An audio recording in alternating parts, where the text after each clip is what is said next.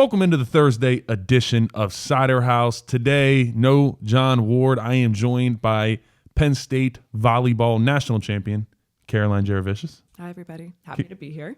Absolutely, Caroline. Thank you for joining us. We got some very good topics. We're asking people on the streets, lots of good questions, lots of Penn State students.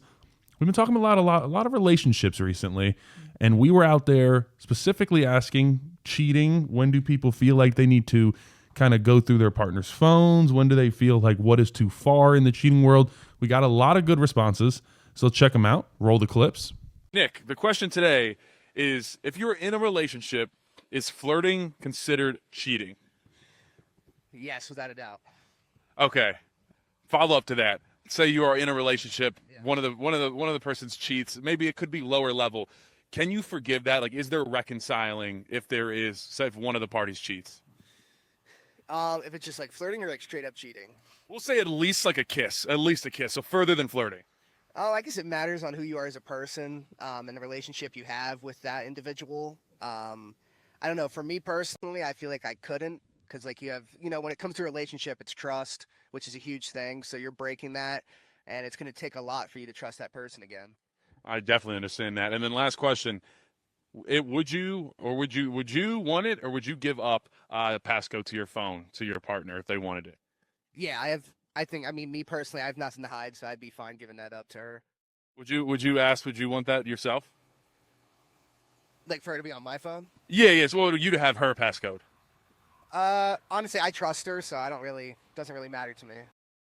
Girls that aren't your friends at all, like that's a big problem? If it's like weird, then yeah. If he's being weird. What if you see him liking a photo of a girl that you don't know? I'd want an explanation. Okay, I respect that. And let's say if one of the two parties cheated, do you think you can ever come back from that? I don't know. It depends on the person. If I really like them and they change maybe. Okay, and then last question. Would you want, or if your partner asked you, would you want the passcodes to their phone or social media? Maybe like their phone, but I don't really care if they're trustworthy. Okay, if they ask you, though, you'd be fine giving that up? Yeah. All right, so I think we got a lot of really thoughtful answers there. And Caroline, I want to start out talking about, it's very popular term, I feel like, in our generation. When I ask older people what microcheating is, they don't really have a clue. Mm-hmm. What would be your first kind of initial, we need to put a pause on this? If you see them doing something, like what is it? What are some examples of microcheating for you as a girl that you'd be like, no, I don't think I like that. That's going to be a problem. So I think there's a difference between having girlfriends and having microcheating going on. I don't know if it's a fine line, but there are the things to like look out for, like having a girl best friend isn't great. How would you feel about that? Would you, if you like this boy a lot and you guys are starting to date and he's like, oh yeah, I want you to meet her, and it's like, oh, my best friend since like early high school, and but here's the kicker, like she, in my opinion, that's how I fully feel with men. If she is at all good looking, it's wraps. If she's at all good, like I feel like it's one of those things you look and it's like, no offense, but if they are just really just butt ugly, it's kind of like, okay. I'm sure she has a personality. But if she's like, let's say she's good looking and he's like, yes, my best friend since like I was 15. See, I'm really not an insecure person, but if they're bringing her up in every single conversation, I think that's when I would be like, oh, so-and-so does this too. Oh, so-and-so loves X, Y, and Z. I'd be like, okay, I'm sure she does, but like, why do I care? Like, I really don't need to know any of this. Yeah, I think that's kind of like my biggest, I wouldn't call it micro-cheat. I wonder if it's more emotional cheating. Because you feel like they're sharing their day and like their things with that person instead of you sometimes. Yeah, and I don't think there's any problem with having friends. Like you go into class and like you sit next to somebody and he's a guy and like I'm gonna talk to him. I mean, it's fine. But the moment that it starts to be over like texts and you get like the DMs and stuff like that, I think that's when it starts to get to a little iffy territory. But if you had a prior relationship with this person, meaning not like a romantic relationship, just like old chem lab partner or something like that, and you got close but not in a romantic way, like, yeah, I think it's totally fine to still talk to them. If my girlfriend said she had a good male friend, I'm gonna say, yeah, you need to get rid of him. I think that's kind of toxic. I think, well, you're probably right a little bit. But in my head, like I said, almost every man, especially the girl, if your girl's good looking, talking from a male point of view, and I see that she has a male friend, I'm gonna instantly think I would instantly want them to do the little test where they like call and they're like, oh, my boyfriend just broke up with me, and then you've seen those where they're like, oh, come over, like let's talk, we'll talk it out, like he was awful anyways. That's how I see a lot of those male relationships. They're just waiting for like a chance. And that might be it, but I think that's actually kind of the age-old adage, like guys and girls can't just be friends. Which is So you think tough. you think they definitely can? I feel like it's different from a male-female point of view. I think so. I think girls can think that they can have guy friends, but I don't think guys can think they can have girlfriends. Yeah, I agree with that. I think so too. Which sucks. Yeah, that's a hard double standard for girls. I feel bad for you, but that's kind of just like the mindset we have, where it's like any guy around, It's life. antenna up. It's fine. Well, all right. I like that we disagree there. Talking about kind of being in the relationship itself, though, I'm curious, like if let's say you've been together for over a year and there is some type of like a little bit worse than micro-cheating. We could even say so much as like a kiss, something like that. Like how much do you think a relationship can come back from if someone does cheat? Do you think it's salvageable at all? Or if someone cheats, is like that trust just broken? I think it depends on the type and level of cheating, which is kind of like, I mean, it's messy. It's all super icky, and I don't think I could fault anybody for walking away, even if there was like a small level of cheating, because everybody's threshold for trust is different.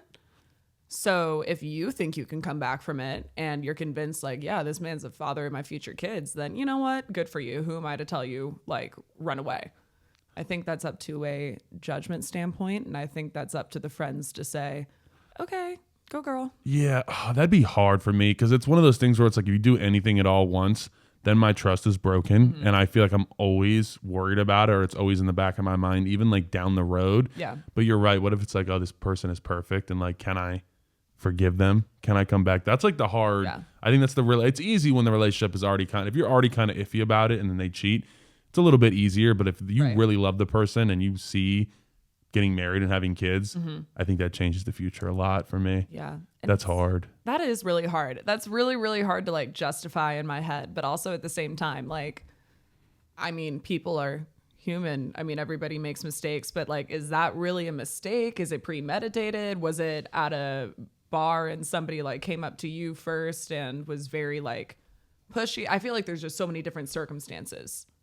Right? I'm with you. I do. I think it totally depends on the level of cheating. If I like fully love the person, and let's just say maybe it was just a kiss, and the terms are right. If it was a kiss with someone that they like are intertwined with, like their boy best friend. Oh no, done. Yeah, Bye. then that's done. I knew it. But I knew it. I knew what you were up to. But I think you're right. I think it was like at a bar, and it's just like they told you right away, and it's like they kissed me. Can be It's salvaged. like, okay, let's go to couples therapy, but I feel like we can make this work. I agree. I think you can. There's different scenarios where you can work it out. But yeah, if you have sex with someone else, No, that's done. it. Yeah, that's it. You're done. Yeah, that's done. It's over. All right. Going along the same lines of trust. Let's say we're deeper in the relationship. Okay. You're getting married. You get proposed to, and then like, oh, I'm planning my wedding. This is gonna be great. He comes in, papers. He's like, boom. I want you to sign this prenup. How do you feel about it? And let's say he has money. Let's say the guy has money. From your standpoint, how do you feel about that as a woman? Like, what do you think I'm trying to do? Steal? Is that like the sole reason you think I'm with you? Ooh. Is like, you think I don't have my own money? It's just precautionary. It's just precautionary. What I if you- mean, sure, I'll sign it because I'll take care of myself. but, Ooh. like- So you would do it. I mean, yeah, I would sign it because I hopefully am not in a relationship for the money and what they have, and I have my own goals and ambitions. I think it's kind of disrespectful to assume that I'm solely in it to get your money. So I think you'd be pretty hurt about that for a little while. I'd probably give it a week and then I'd be fine. But I mean, I still think like that would kind of raise a few flags in my head. I don't know what color flags they are, but just kind of like, what the hell? Like, So yeah, because it would be like now you're doubting their trust in you. yeah, like Yeah. why don't you trust me? Why do you think I'm gonna like run through your bank account?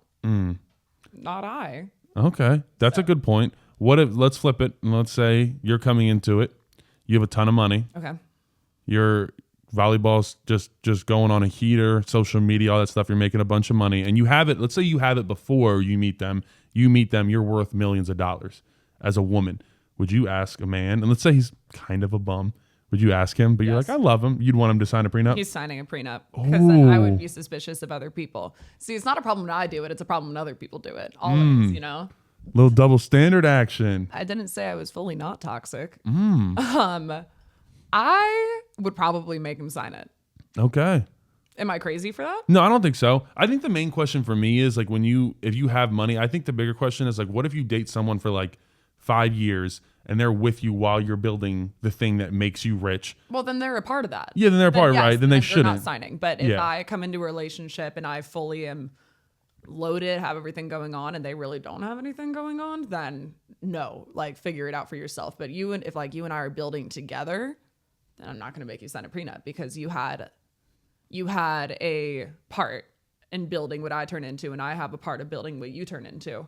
So it's therefore our money. But if it's my money that I strictly earned on my own time, and you did nothing, don't touch it.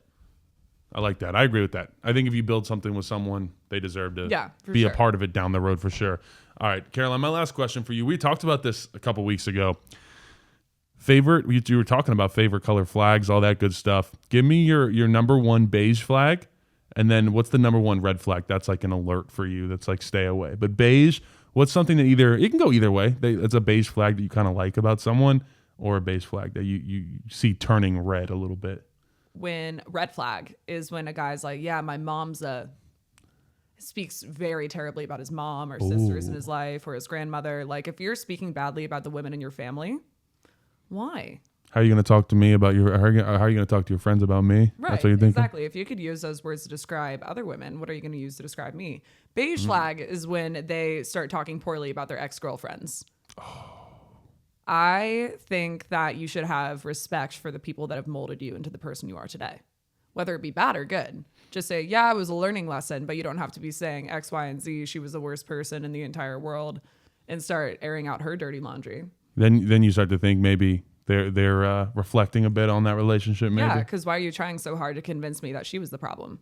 Look, gaslight, I guess. I don't know. You've been gaslit before? I probably have, but don't realize it. So that means they were really good gaslighters. I dealt with a really good gaslighter. It's hard. Then you realize and you're like, holy shit. You're like, I didn't know this is what this was. Maybe I should journal about that tonight. I'll find out. I definitely have been. I just can't think of specific scenarios. Been gaslit a lot, just not exactly sure when.